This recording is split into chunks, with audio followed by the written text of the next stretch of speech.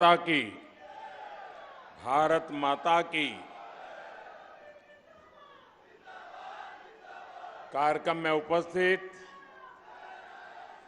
राजस्थान के आदरणीय मुख्यमंत्री श्रीमान अशोक गहलोत जी, मध्य प्रदेश के गवर्नर और आदिवासी समाज के बहुत बड़े नेता श्री मंगूभाई पटेल, गुजरात के मुख्यमंत्री श्री भूपेंद्र भाई पटेल, मध्य प्रदेश के मुख्यमंत्री श्रीमान शिवराज सिंह जी चौहान, मंत्री परिषद के मेरे सहयोगी श्री फग्गन सिंह कुलस्ते जी, श्री अर्जुन मेघवाल जी, विभिन्न संगठनों के प्रमुख व्यक्तित्व, सांसदगण, विधायकगण और मेरे पुराने मित्र, आदिवासी समाज की सेवा में जिन्होंने अपना जीवन समर्पित किया है, ऐसे भाई महेश जी और विशाल संख्या में पधारे आए, दूर सुदूर से मानगढ़ धाम आए हुए मेरे प्यारे आदिवासी भाई और बहनों,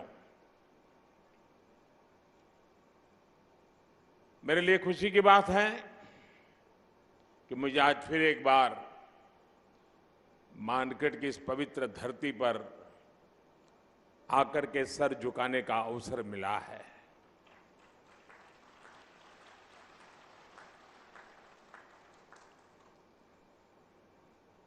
मुख्यमंत्री के नाते अशोक जी और हम साथ साथ काम करते रहे और अशोक जी हमारी जो मुख्यमंत्रियों की जमात थी उसमें सबसे सीनियर थे, सबसे सीनियर मुख्यमंत्रियों में है। और अभी भी हम जो मंच पे बैठे हैं उसमें भी अशोक जी सीनियर मुख्यमंत्रियों में से एक है। तो उनका यहां आना, इस कार्यक्रम में उपस्थित रहना, साथियों, आजादी के अमृत महोत्सव में हम सभी का मानगढ़ धाम आना, ये हम सबके लिए प्रेरक है, हमारे लिए सुखद है। मानगढ़ धाम जनजातीय वीर वीरांगनाओं के तप, त्याग, तपस्या और देशभक्ति का प्रतिबिंब है। ये राजस्थान, गुजरात, मध्य प्रदेश और महाराष्ट्र के लोगों की साझी विरासत है। परसों यानी 30 अक्टूबर को गोविंद गुरु जी की पुण्यतिथि थी। मैं सभी देशवासियों की तरफ से गोविंद गुरु जी को पुनः श्रद्धांजलि अर्पित करता हूं। मैं गोविंद गुरु जी की तप तपस्या, उनके विचारों और आदर्शों को प्रणाम करता हूं। भाई और बहनों, गुजरात का मुख्यमंत्री रहते हुए मानगढ़ का जो क्षेत्र गुजरात में पड़ता है, मुझे उसकी सेवा का सौभाग्य मिला था। उसी क्षेत्र में गोविंद गुरु ने अपने जीवन के अंतिम वर्ष भी बिताए थे। उनकी ऊर्जा, उनकी शिक्षाएं आज भी इस मिट्टी में महसूस की जा रही हैं। मैं विशेष रूप से हमारे कटाराय कनकमल जी का और यहां के समाज का भी आज सर झुका करके नमन करना चाहता हूं। जब मैं पहले आता था, एक पूरा वीरान क्षेत्र था और मैंने आग्रह किया था वन महोत्सव के द्वारा। आज मुझे इतना संतोष हुआ, चारों तरफ मुझे हरियाली नजर आ रही है। आपने पूरे श्रद्धाभाव से वन विकास के लिए जो काम किया है, इस क्षेत्र को जिस प्रकार से हरा भरा बना दिया है, मैं इसके लिए यहां के सभी साथियों का हृदय से आज मैं अभिनंदन करता हूं। साथियों, उस क्षेत्र में जब विकास हुआ, जब सड़कें बनी, तो वहां के लोगों का जीवन तो बेहतर हुआ ही, गोविंद गुरु की शिक्षाओं का भी विस्तार हुआ।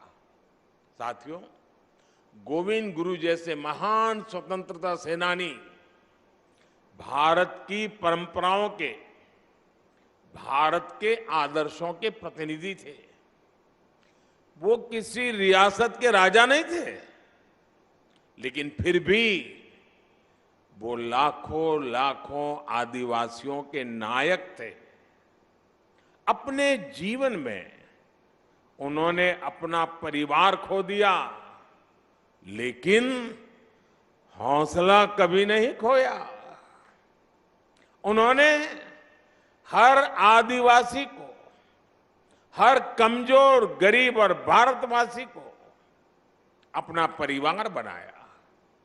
गोविंद गुरु ने अगर आदिवासी समाज के शोषण के खिलाफ अंग्रेजी हुकूमत से संघर्ष का बिगुल फूंका, तो साथ ही अपने समाज की बुराइयों के खिलाफ भी उन्होंने लड़ाई लड़ी थी। वो एक समाज सुधारक भी थे, वो एक आध्यात्मिक गुरु भी थे, वो एक संत भी थे, वो एक लोक नेता भी थे। उनके जीवन में हमें साहस, शौर्य के जितने महान दर्शन होते हैं, उतना ही ऊंचा उनका दार्शनिक और बौद्धिक चिंतन भी था। गोविंद गुरु का वो चिंतन, वो बोध आज भी उनकी धुनी के रूप में मानगढ़ धाम में अखंड रूप से प्रदीप्त हो रहा है। और उनकी संप सभा, देखिए शब्द भी कितना मार्मिक है।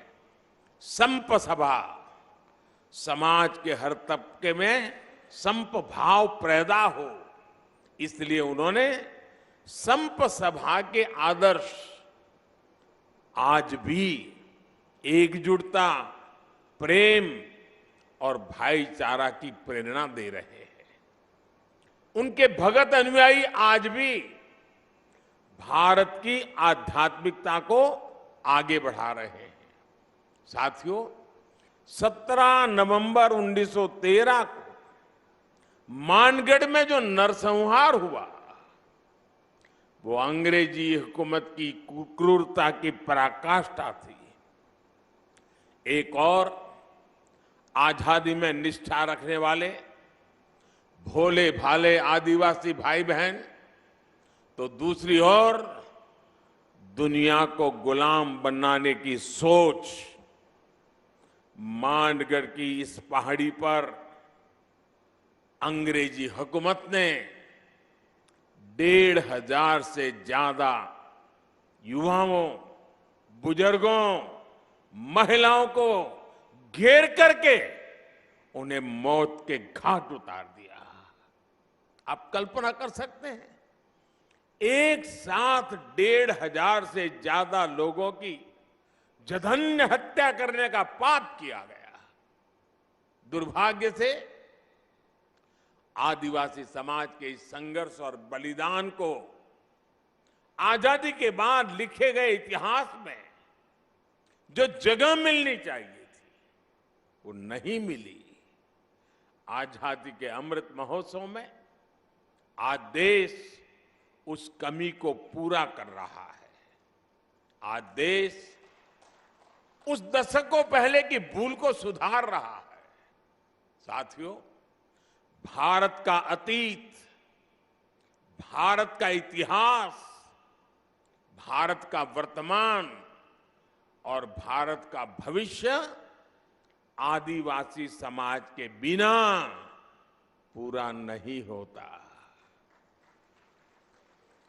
हमारी आजादी की लड़ाई का भी पग पग इतिहास का पन्ना पन्ना आदिवासी वीरता से भरा पड़ा है। 1857 की क्रांति से भी पहले विदेशी हुकूमत के खिलाफ आदिवासी समाज ने संग्राम का बिगुल फूंका था। 1780, आप सोचिए 1857 से भी पहले 1780 में संथाल में तिलका मांझी के नेतृत्व में दामिन सत्याग्रह लड़ा गया था, दामिन संग्राम लड़ा गया था।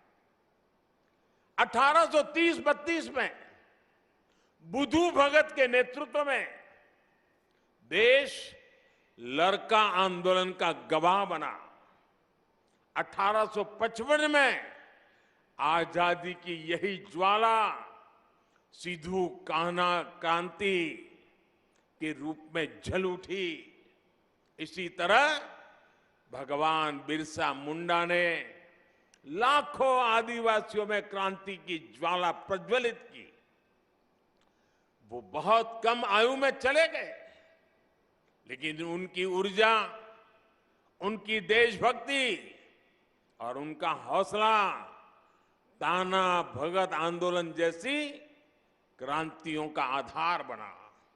साथियों, गुलामी के शुरुआती सदियों से लेकर 20वीं सदी तक आप ऐसा कोई भी कालखंड नहीं देखेंगे जब आदिवासी समाज ने स्वाधीनता संग्राम की मशाल को थामे न रखा हो। आंध्र प्रदेश में अल्लूरी सीताराम राजू गारू के नेतृत्व में आदिवासी समाज ने रंपा क्रांति को एक नई धार दे दी थी। और राजस्थान की ये धरती तो उससे भी बहुत पहले ही आदिवासी समाज की देशभक्ति की गवाह रही है। इसी धरती पर हमारे आदिवासी भाई बहन महाराणा प्रताप के साथ उनकी ताकत बनकर के खड़े हुए थे। साथियों, हम आदिवासी समाज के बलिदानों के ऋणी हैं, हम उनके योगदान के ऋणी हैं। इस समाज के, इसने प्रकृति से लेकर पर्यावरण तक, संस्कृति से लेकर परंपराओं तक भारत के चरित्र को सहेजा और संजोया है। आज समय है कि देश इस ऋण के लिए, इस योगदान के लिए आदिवासी समाज की सेवा कर उनका धन्यवाद करे। बीते 8 वर्षों से यही भावना हमारे प्रयासों को ऊर्जा देती रही है। आज से कुछ दिन बाद ही 15 नवंबर को भगवान बिरसा मुंडा की जयंती पर देश जनजातीय गौरव दिवस मनाएगा। आदिवासी समाज के अतीत और इतिहास को जन जन तक पहुंचाने के लिए आज देश भर में आदिवासी स्वतंत्रता सेनानियों को समर्पित विशेष म्यूजियम बनाए जा रहे हैं। जिस भव्य विरासत से हमारी पीढ़ियां वंचित रह रही थी, वो अब उनके चिंतन का, उनकी सोच का और उनकी प्रेरणाओं का हिस्सा बनेगी। भाइयों बहनों, देश में आदिवासी समाज का विस्तार और उसकी भूमिका इतनी बड़ी है कि हमें उसके लिए समर्पित भाव से काम करने की जरूरत है। राजस्थान और गुजरात से लेकर पूर्वोत्तर और ओडिशा तक विविधता से भरे आदिवासी समाज की सेवा के लिए आज देश स्पष्ट नीतियों के साथ काम कर रहा है। वनबंधु कल्याण योजना के जरिए आज जनजातीय आबादी को पानी, बिजली, शिक्षा, स्वास्थ्य और रोजगार के अवसरों से जोड़ा जा रहा है। आज देश में वन क्षेत्र भी बढ़ रहे हैं, वन संपदा भी सुरक्षित की जा रही है और साथ ही आदिवासी क्षेत्र डिजिटल इंडिया से भी जुड़ रहे हैं। पारंपरिक कौशल के साथ साथ आदिवासी युवाओं को आधुनिक शिक्षा के भी अवसर मिले। इसके लिए एकलव्य आदिवासी विद्यालय भी खोले जा रहे हैं। यहां इस कार्यक्रम के बाद मैं जामुगोड़ा जा रहा हूं, जहां गोविंद गुरुजी के नाम पर बनी यूनिवर्सिटी के भव्य प्रशासनिक कैंपस का लोकार्पण करूंगा। साथियों, आज आपके बीच आया हूं तो एक और बात भी मेरा बताने का मन करता है। आपने देखा होगा, कल शाम ही मुझे अहमदाबाद से उदयपुर ब्रॉडगेज लाइन पर चलने वाली ट्रेन को हरी झंडी दिखाने का अवसर मिला है। 300 किलोमीटर लंबी इस रेल लाइन का ब्रॉडगेज में बदलना राजस्थान के हमारे भाई और बहनों के लिए भी बहुत महत्वपूर्ण है। इस परिवर्तन से राजस्थान के अनेक आदिवासी क्षेत्र गुजरात के आदिवासी क्षेत्रों से जुड़ जाएंगे। इस नई रेल लाइन से राजस्थान के टूरिज्म को भी बड़ा लाभ होगा। यहां के औद्योगिक विकास में भी मदद मिलेगी। इससे युवाओं को रोजगार की भी नई संभावनाएं बढ़ेगी। साथियों, अभी यहां मानगढ़ धाम के संपूर्ण विकास की चर्चा भी हुई है। मानगढ़ धाम के भव्य विस्तार की प्रबल इच्छा हम सभी में है। इसके लिए राजस्थान, गुजरात, मध्य प्रदेश और महाराष्ट्र को मिलकर काम करने की आवश्यकता है। मेरे यहां चारों राज्य और सरकारों से आग्रह है कि इस दिशा में विस्तृत चर्चा करें, एक रोड मैप तैयार करें, ताकि गोविंद गुरु जी का स्मृति स्थल भी पूरे विश्व में अपनी पहचान बनाए। मुझे विश्वास है मानगढ़ धाम का विकास इस क्षेत्र को नई पीढ़ी के लिए प्रेरणा का एक जागृत स्थल बनाएगा।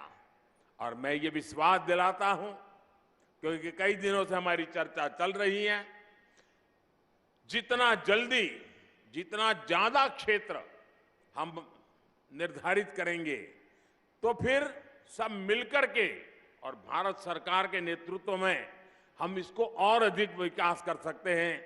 इसको कोई राष्ट्रीय स्मारक कह सकता है, कोई संकलित व्यवस्था कह सकता है, नाम तो कोई भी दे देंगे, लेकिन भारत सरकार और इन 4 राज्यों के जनजातीय समाज का सीधा संबंध है।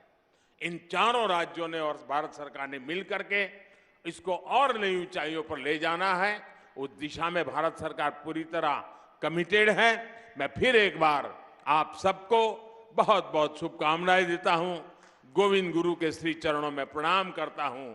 उनकी धुनी से मिली हुई प्रेरणा से आदिवासी समाज के कल्याण का संकल्प लेकर के हम सभी निकले, यही मेरी आप सबसे प्रार्थना है। बहुत बहुत धन्यवाद।